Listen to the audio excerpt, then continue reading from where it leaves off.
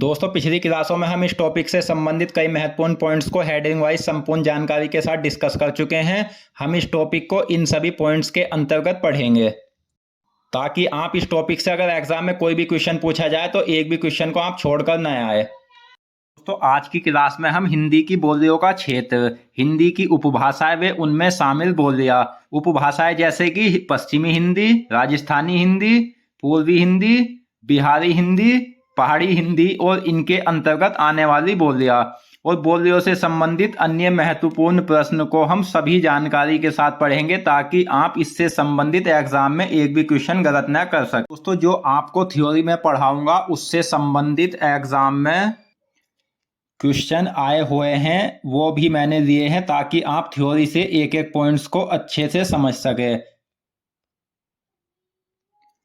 और आप इन क्लासों से सभी हेडिंग को क्रम वाइज अपनी नोटबुक में लिख सकते हो, क्योंकि कोई भी टॉपिक क्रम से हेडिंग के रूप में लिखकर अच्छे से याद किया जा सकता है और उसे अच्छे से समझा जा सकता है। और दोस्तों इसी को देखते हुए मैं टॉपिक को हेडिंग वाइज क्रम से पढ़ाता हूं। तो चलिए स्टार्ट करते हैं। तो आज की क्लास में हमारा पहला हेडिंग है हिंदी की बोलियों का क्षेत्र। तो दोस्तों हिंदी भाषा क्षेत्र या हिंदी पट्टी, हिंदी भाषा क्षेत्र को हिंदी क्षेत्र भी कहते हैं और हिंदी पट्टी भी कहते हैं। तो हिंदी पश्चिम में अंबाला जो हरियाणा में है से लेकर पूर्व में पूर्णिया बिहार तक तथा उत्तर में बद्रीनाथ केदारनाथ जो उत्तराखंड में है से लेकर दक्षिण में खंडवा मध्य प्रदेश तक बोली जाती है। इसे हिंदी भाषी क्षेत्र या हिंदी क्षेत्र कहा जाता है। इसमें 9 राज्य आते हैं जो राजस्थान, हरियाणा, हिमाचल प्रदेश, बिहार, मध्य प्रदेश, झारखंड, छत्तीसगढ़ और उत्तराखंड है। ये हिंदी भाषा क्षेत्र के अंतर्गत आते हैं। यहाँ से एग्जाम में कई बार क्वेश्चन पूछे हुए हैं, इन्हें आप याद कर लेना अच्छे से। अब दोस्तों हम हिंदी की उपभाषाएं एवं उनमें शामिल बोलियों के बारे में जानते हैं। तो सर्वप्रथम एक अंग्रेज प्रशासनिक अधिकारी, हिंदी की उपभाषा के बारे में पहले बेसिक को देख लेते हैं। तो सर्वप्रथम एक अंग्रेज प्रशासनिक अधिकारी जॉर्ज अब्राहम ग्रियर्सन ने 1889 ईस्वी में modern vernacular literature of Hindustan में हिंदी का उपभाषाओं व बोलियों में वर्गीकरण प्रस्तुत किया। बाद में ग्रियर्सन ने 1894 में भारत का भाषाई सर्वेक्षण आरंभ किया जो 1927 में संपन्न हुआ।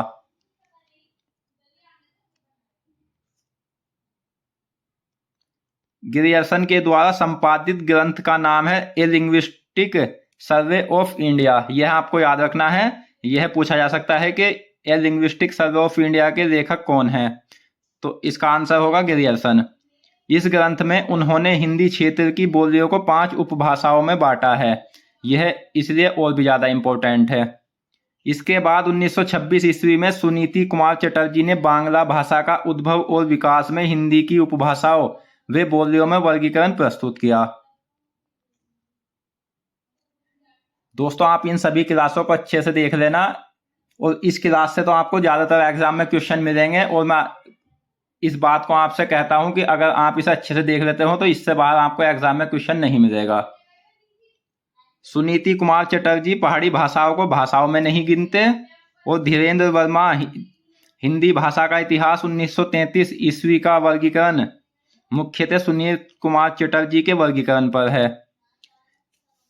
यानी हिंदी भाषा का जो इतिहास 1933 ईस्वी को लिखा गया था उसका वर्गीकरण सुनीति कुमार चटर्जी के वर्गीकरण पर है, परंतु धीरेन्द्र वर्मा ने पहाड़ी को भाषा माना है। अब हिंदी समूह में 5 उपभाषाएं और 18 बोलियां है। यह एग्जाम में पूछा हुआ क्वेश्चन है। अब दोस्तों हिंदी की उपभाषाएं के बारे में जान लेते हैं जो काफी ज्यादा मोस्ट है। तो क्षेत्रीय बोली का विकसित रूप ही उपभाषा कहलाता है। इसके अंतर्गत साहित्यिक रचना भी की जाती है। एक उपभाषा क्षेत्र में एकाधिक बोलियां हो सकती है, यानी दोस्तों कोई भी उपभाषा में एक से अधिक बोलियां हो सकती है। पूरे हिंदी प्रदेश में 5 उपभाषाएं हैं जिसके अंतर्गत 18 बोलियां आती है। अब देखते हैं कौन कौन सी उपभाषाएं आती है हिंदी की उपभाषाएं। तो पहली है पश्चिमी हिंदी, पूर्वी हिंदी या पूर्वी उपभाषा, राजस्थानी हिंदी जिसे राजस्थानी उपभाषा भी कहते हैं, बिहारी हिंदी बिहारी उपभाषा, पहाड़ी हिंदी या पहाड़ी उपभाषा। दोस्तों यहां से कैसे क्वेश्चन बनते हैं तो यह भी जान लेते हैं। कौन हिंदी की उपभाषा नहीं है? तो आपका आंसर होगा ऑप्शन बी, मराठी। मराठी हिंदी की उपभाषा नहीं है, जबकि राजस्थानी, पूर्वी और पश्चिमी हिंदी ये तीनों हिंदी की उपभाषा के अंतर्गत आती है। मराठी एक भाषा होती है। भाषा का क्रम विकास, बोली उपभाषा भाषा का ठीक वैसा विकास ही होता है जैसा गांव, कस्बा और शहर। दोस्तों सबसे पहले बोली आती है, बोली के बाद बोली का विकसित रूप जब हो जाता है तो वह उपभाषा बन जाती है और उपभाषा फिर भाषा बन जाती है।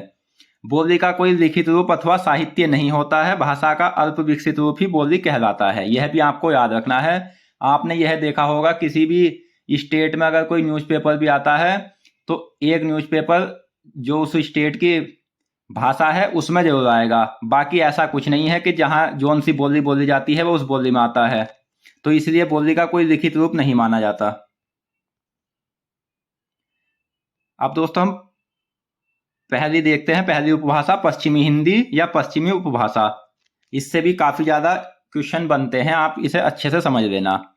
कैसे क्वेश्चन बनते हैं? पश्चिमी हिंदी का विकास किस अपभ्रंश से हुआ है?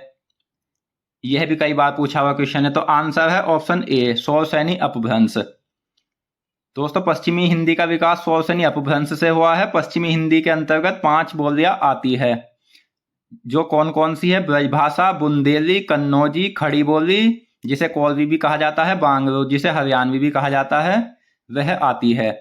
यह भी आपको याद रखना है कि इन सभी 5 बोलियों का जो विकास हुआ है वो शौरसेनी अपभ्रंश से ही हुआ है। तो एग्जाम में ऐसा पूछा जाए पश्चिमी हिंदी का विकास किस अपभ्रंश से हुआ है, या ये बोलियां देकर जैसे ब्रजभाषा का विकास किस अपभ्रंश से हुआ है, तो आंसर शौरसेनी अपभ्रंश ही होगा।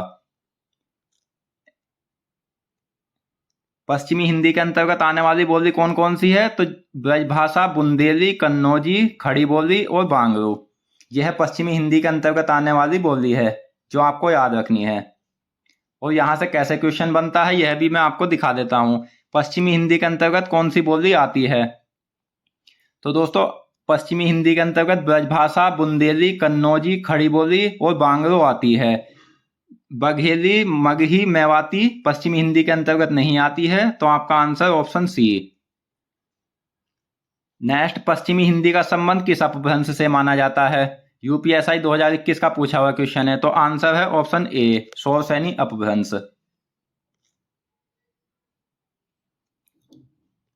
अब दोस्तों यहां से भी देखो, जो भी मैंने बताया था कि पश्चिमी हिंदी का विकास किस अपभ्रंश से हुआ, शौरसेनी, तो उसके अंतर्गत जो आने वाली बोलियां है जैसे ब्रजभाषा पश्चिमी हिंदी के अंतर्गत आती है, तो उसका विकास किस अपभ्रंश से हुआ है? तो ये आंसर है ऑप्शन ए, शौरसेनी अपभ्रंश। अब नेक्स्ट है, हिंदी खड़ी बोली किस अपभ्रंश से विकसित हुई है? यह भी पश्चिमी हिंदी के अंतर्गत आती है। तो आंसर है ऑप्शन सी, शौरसेनी। अब दोस्तों पश्चिमी हिंदी के अंतर्गत आने वाली बोली के बारे में जानते हैं। तो पहली है हमारी ब्रजभाषा। ब्रज प्रदेश की भाषा को ब्रजभाषा कहा जाता है। ब्रजभाषा पश्चिमी हिंदी के अंतर्गत आती है। प्राचीन काल में ब्रज शब्द का प्रयोग वेदों में पशुओं या गौओं का समूह या चारागाह के लिए होता था। ब्रजभाषा का विकास शौरसेनी अपभ्रंश के मध्यवर्ती रूप से हुआ है। यह भी आपको याद रखना है कि किस रूप से हुआ है, मध्यवर्ती रूप से। ऐसे भी घुमाकर क्वेश्चन पूछा जाता है। पशुपालन के प्राधान्य के कारण यह क्षेत्र ब्रज कहलाया। ब्रज का प्राचीन नाम सूरसेन था। ब्रज शब्द का अर्थ है गोस्थली या गोचारण, अर्थात गाय के चलने का स्थान ब्रज कहलाता है। ब्रज भाषा को गंगा यमुना के मध्य की भाषा होने के कारण डॉक्टर गिरियर्सन ने इसे अंतर्वेदी नाम दिया है। गंगा यमुना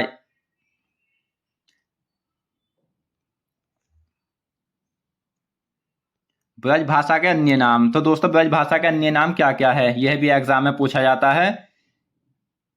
भरतपुरी, बुक्सा, डांगी, ग्वालियनी। और अन्य नाम है बिरजी, बिरिज, बिरिज की भाषा, मनी माधुरी एवं नाग भाषा आदि। हिंदी साहित्य के मध्य युग में ब्रज भाषा में उच्च कोटि का काव्य निर्मित हुआ। तो यह भी क्वेश्चन बनता है कि हिंदी साहित्य के मध्य युग में किस भाषा का उच्च कोटि का काव्य निर्मित हुआ? तो ब्रज भाषा। ब्रज भाषा में सूरदास और नंददास की कृष्ण भक्ति से सराबोर उत्कृष्ट काव्य रचनाएं हैं। सूरदास ब्रज भाषा के सबसे प्रसिद्ध कवि है। सूरदास ने ब्रज भाषा को चरमोत्कर्ष पर पहुंचाया। ब्रज भाषा साहित्य और लोक साहित्य दोनों दृष्टि से बहुत संपन्न है। ब्रज भाषा कृष्ण भक्ति की एकमात्र भाषा है, यह काफी इंपॉर्टेंट है, तथा लगभग सारा रीतिकालीन साहित्य ब्रज भाषा में लिखा गया है।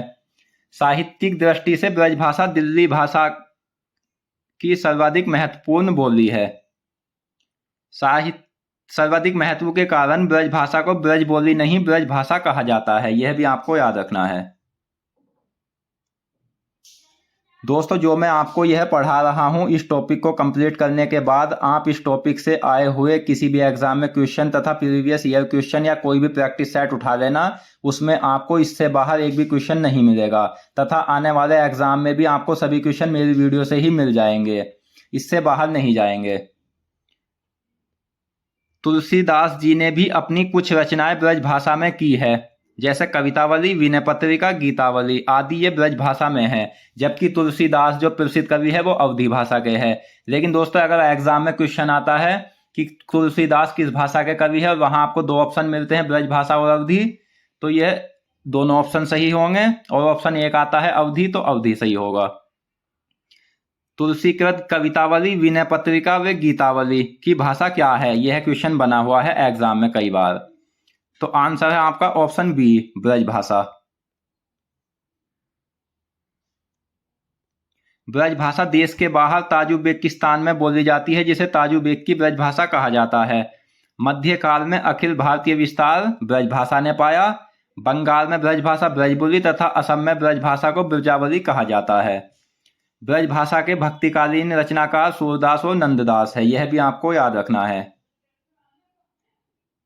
और दोस्तों, ब्रज भाषा के रीतिकालीन कवि बिहारी मातीराम और भूषणदेव है। आधुनिक कालीन कवि भारतेंदु हरिश्चंद्र, जगन्नाथ दास रत्नाकर है। बोली के रूप में ब्रज भाषा का साहित्य नहीं है, लेकिन भाषा के स्तर पर अत्यंत समृद्ध है। अब दोस्तों, ध्रुपद गायन का संबंध ब्रज भाषा से है, यह भी एग्जाम में क्वेश्चन बना हुआ है। तो ध्रुपद गायन का संबंध किस भाषा से है? यूपी टीजीटी री एग्जाम 2004 का पूछा हुआ क्वेश्चन है। आंसर है ऑप्शन ए। पश्चिमी हिंदी की सर्वाधिक प्रसिद्ध बोली ब्रज भाषा है, यह भी काफी महत्वपूर्ण क्वेश्चन है। और यहां से भी क्वेश्चन आया हुआ है, पश्चिमी हिंदी की सर्वाधिक प्रमुख बोली इनमें से कौन है? आंसर है ऑप्शन ए, ब्रज भाषा। यह UP TGT Hindi exam 2003, UP PGT Hindi exam 2003 में पूछा हुआ क्वेश्चन है। अब बात करते हैं ब्रज भाषा की उपबोलियां। यहां से भी एग्जाम में क्वेश्चन बनते हैं। तो ब्रज भाषा की जो उपबोलियां है, भरतपुरी, अंतरदेशीय या अंतर्वेदी। भुक्सा नैनीताल के तराई क्षेत्र की भाषा है। डांगी, माथुरी और ग्वालियरी, यह ब्रज भाषा की उपबोलियां है। अब दोस्तों, ब्रज भाषा के क्षेत्र के बारे में जानते हैं। तो ब्रज भाषा का प्रमुख केंद्र मथुरा वृंदावन है, काफी महत्वपूर्ण है। ब्रज भाषा बोलने वालों की संख्या लगभग 3 करोड़ है। और ब्रज भाषा के प्रमुख प्रयोग क्षेत्र जहां यह बोली जाती है, मथुरा, अलीगढ़, आगरा, हाथरस, फिरोजाबाद, बुलंदशहर, एटा, बदायूं, मैनपुरी, बरेली, धौलपुर, भरतपुर, ग्वालियर है। यहां से ऐसा क्वेश्चन बनता है, ब्रज भाषा का क्षेत्र कौन नहीं है? तो दोस्तों, जो हमने ऊपर पढ़ा है उसमें सरगुजा शामिल नहीं है, तो ब्रज भाषा का क्षेत्र सरगुजा शामिल नहीं है। जबकि धौलपुर, मथुरा और आगरा यह ब्रज भाषा का क्षेत्र है। मथुरा व आगरा किस बोली क्षेत्र में आते हैं? तो ये आते हैं ऑप्शन ए, ब्रज भाषा में। अब दोस्तों, ब्रज भाषा के प्रमुख कवि के बारे में जान लेते हैं। तो ब्रज भाषा के प्रमुख कवि सूरदास है, तथा नंददास, रहीम, रसखान, बिहारी मातीराम, भूषणदेव, भारतेंदु हरिश्चंद्र, जगन्नाथ दास रत्नाकर आदि भी ब्रज भाषा के कवि है। कृष्ण भक्ति की एकमात्र भाषा ब्रज भाषा है, यह भी काफी महत्वपूर्ण है। बस आप इन क्वेश्चनों को अच्छे से समझ लेना और याद कर लेना, इससे बाहर आपको एग्जाम में क्वेश्चन नहीं मिलेंगे, क्योंकि आपको किसी एक बुक में इतने क्वेश्चन नहीं मिलेंगे जितने आपको मेरी इन वीडियो में मिलेंगे। मीरा भाई की ब्रज भाषा में राजस्थानी एवं खड़ी बोली का मिश्रण प्राप्त होता है। सूरसागर उद्धव शतक बिहारी सतसई बिहार ब्रज भाषा की श्रेष्ठ कृतियां है। इन्हें भी एग्जाम में देकर पूछ सकता है कि यह किस भाषा की श्रेष्ठ कृतियां है, तो आंसर है ब्रज भाषा। दोस्तों, अगर आपको वीडियो पसंद आ रही है तो वीडियो को लाइक एंड शेयर जरूर करें और कमेंट बॉक्स में कमेंट करें कि आपको यह वीडियो कैसी लगी। तुलसीदास अष्टछाप के कवि कौन कौन है? कुंभन दास, सूरदास, कृष्णदास, परमानंद दास, गोविंद स्वामी, छीतर स्वामी, नंददास, चतुर्भुज दास। ये अष्टछाप के कवि है। चिंतामणि, पद्माकर, घनानंद, नाभादास, नरोत्तम दास, केशवदास, सत्यनारायण, कविरत्न, लल्लूलाल, यह भी ब्रज भाषा के कवि है, जो आपको याद रखने हैं। अब दोस्तों, ब्रज भाषा की विशेषताएं के बारे में जानते हैं। तो इसमें ऋषि वाले रे के स्थान पर री मिलता है। ब्रज भाषा में बड़ा से, पेटचिरा से और से के केवल से रूप मिलता है। ब्रज भाषा में शब्द के बीच में पड़े रे का लोप हो जाता है, जैसे मदरसे का मदस्सा हो जाता है। जो बीच में रे है उसका अंतिम से आधा चेंज हो जाता है। ले और डे के स्थान पर रे हो जाता है तथा आ का ओ वे ए का ई हो जाता है, जैसे झगड़ा। तो दोस्तों, डे की जगह रे हो गया और आ है तो आ की जगह ओ हो गया। लड़का, लड़का का लड़का। यहां से एग्जाम में कैसे क्वेश्चन बनते हैं यह भी मैंने लिया है क्वेश्चन, जो अभी आपको दिखाऊंगा। पुल्लिंग से स्त्रीलिंग बनाने के लिए नी, इनी, इनी, आनी प्रत्यय लगाते हैं, जैसे जेठ, जेठानी। एक वचन से बहुवचन बनाने के लिए ए अन प्रत्यय लगाते हैं। और ब्रज भाषा में वे के स्थान पर मैं हो जाता है, जैसे गांव का गांव।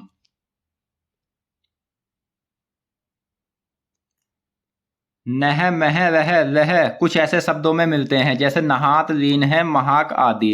व्यंजन को अल्प प्राण कर देने की प्रवृत्ति ब्रज भाषा में भी है, जैसे बारह का बारह।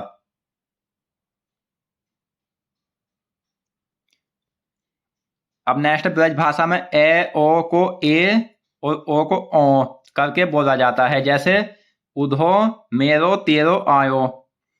यहां से एग्जाम में ऐसे क्वेश्चन बना हुआ है, आयो शब्द निम्नलिखित में से किस बोली का है? यूपी पीसीएस पीरी 2014 का पूछा हुआ क्वेश्चन है। तो आंसर है ऑप्शन ए, ब्रज भाषा का।